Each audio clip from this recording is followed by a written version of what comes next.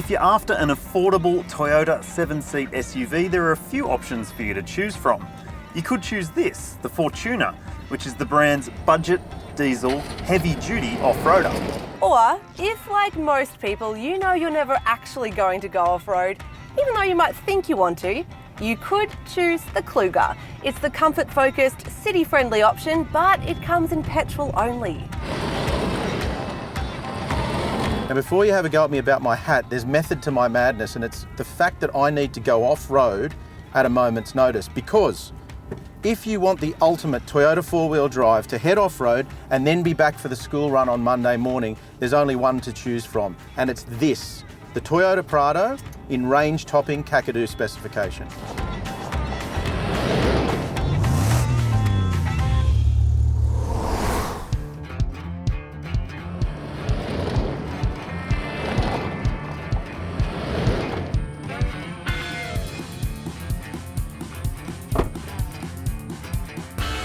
How good's the country, guys? Love it. Great to be out here, and whether it's the country or the city, I reckon the Toyota Fortuner is the best affordable 7-seat SUV that you can get from Toyota because it's rugged, it's built on Hilux underpinnings, Hilux engine, and it's affordable. So you could take it out bush, thrash it, even bash it around a little bit, and you won't feel as bad about it. Oh, come on, need to get real.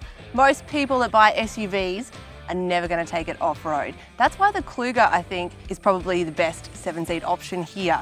It's great around town. Mums love it for lugging the kids around, and dads, they like cruising around on the weekend in it too. Guys, you're forgetting the people's champ. Look at this thing of beauty behind me, the Toyota Prado. Now, there is a reason that you see so many off-road and towing caravans around Australia. One word, Tegan, indestructible. Now, I grant you Kakadu specification we have, getting a little expensive, but further down the model chain, they're incredibly good value for money. Well, we've developed 3 tests to try and figure out which one is the best for you. But what are those tests? Well, the first one will be a hill climb. The second will break them down and figure out which one is the best value for money. And thirdly, a good old-fashioned traffic light drag race. I'm starting to get a bit of a cold sweat about the value for money one, but I think we have a winner for our first test because all of these are all-wheel drive, but I reckon one's better than the others.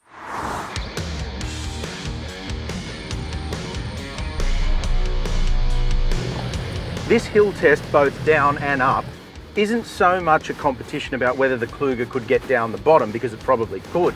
It's more to do with whether or not it could get back out again. And I'll be honest with you, I don't think it could.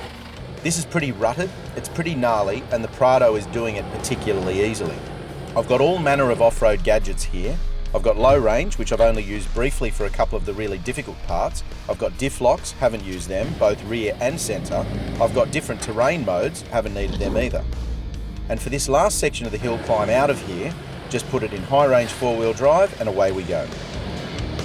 And wheel travel and grip, the 2 key areas, this thing's absolutely sensational.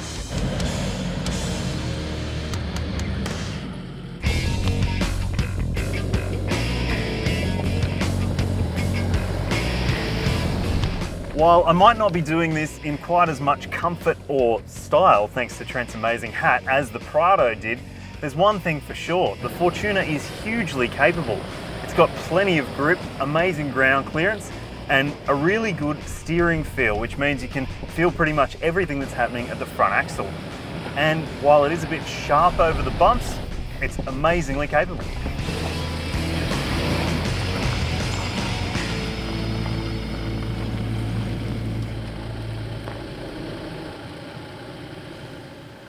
Mate, that's a bit of fun. That was a bit of fun, and it goes by quickly. It's nearly the end of the day, sun's coming down. I reckon we should get out of here. Yeah, probably time. I saw a few kangaroos hanging around in here, but one thing, where's Teags? Yeah, where is Tegan in her 7-seat four-wheel drive? Where is she?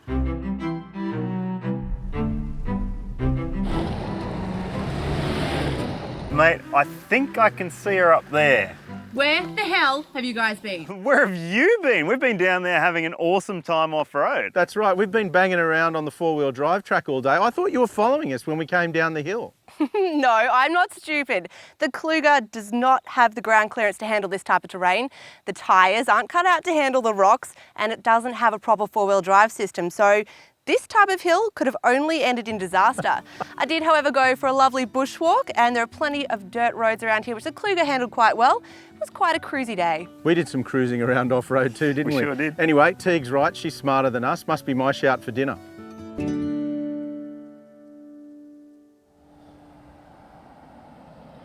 The Fortuner you see here is the top spec Crusade model, which starts at $61,990 plus on-road costs. If you're after a more budget-friendly, affordable version, you can get one for as little as $47,990.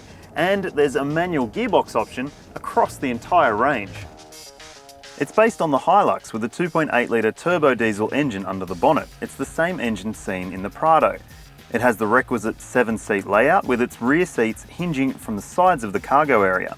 And we've got the same media system in all three vehicles, a touchscreen with Bluetooth, USB connectivity and sat-nav.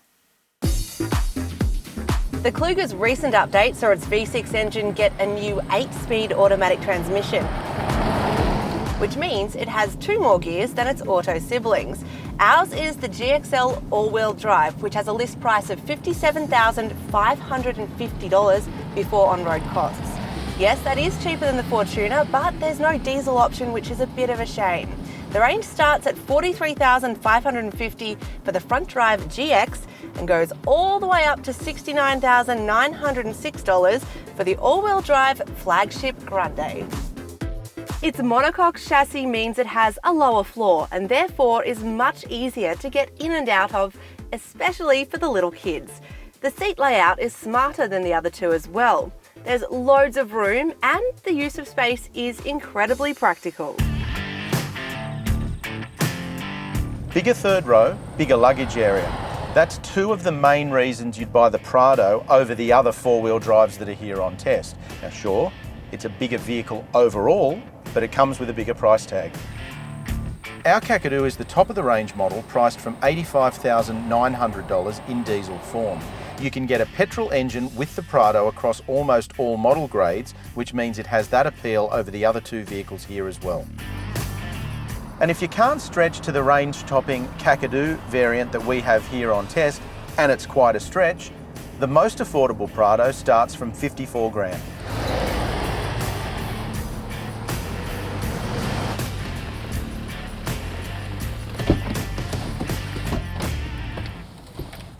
Good of you to join me here, guys. I've been doing some thinking. Dangerous. 62 grand for the top spec version of this Fortuner. This is Teague's true. top spec Kluger Grande over 70 grand on the road. That's where the Fortuner argues its strongest, in the value stakes. Does. Imagine the base model version of this and 20 grand spare.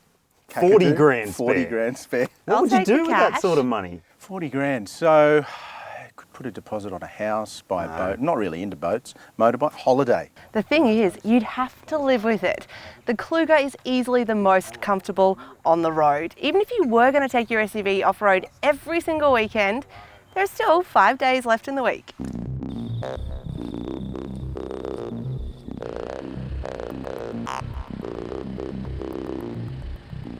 Which leads us to test number 3, and my way of showing the boys one of the biggest benefits of the Kluger. It's the all-important take off from the traffic lights test.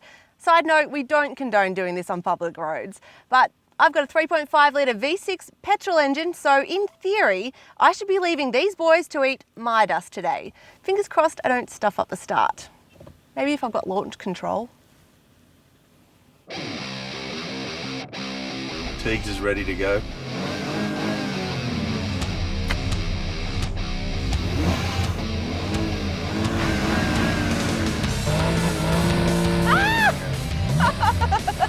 No, I got a good start and the Fortuna's still killing me and the Kluger's in another suburb.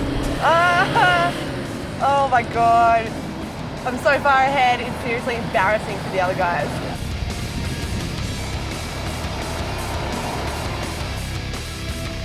Well, safe to say I won by a mile. Probably should get these guys off the airstrip because I know which 7-seat Toyota I would choose. How'd you guys go in the drag race? I lost you both back there. You did, almost as far as we lost you when we headed off-road. Ooh, fair call. Look, guys, I think we can all agree that these 3 vehicles have different attributes and different values. Obviously the Kluger is quick and also really comfortable. The Fortuner, a little bit less comfortable but very capable, and the king of capability, the Prado, but it comes at a cost, mate. A big cost. Yeah, so we want to know what you think. Let us know which one of these Toyota 7-seat SUVs you would choose in the comments section below.